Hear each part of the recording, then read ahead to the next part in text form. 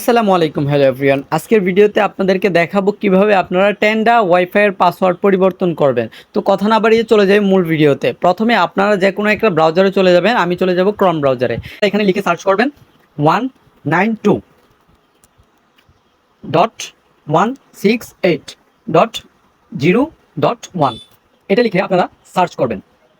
Search করার পর এরকম একটা অপশন আপনারা পেয়ে যাবেন। তো বন্ধুরা, এরকম অপশন যখন পাবেন, পাওয়ার পর এখান থেকে আপনারা উপরে 3 ডট একটা আইকন দেখতে পাবেন, অপশন একটা ক্লিক করে দিবেন। তো বন্ধুরা, ওই অপশনে ক্লিক করার পর নিচে দেখতে পাবেন ওয়্যারলেস সেটিংস নামক একটা অপশন। এই অপশনটার মধ্যে সিম্পলি একটা ক্লিক করে দিবেন।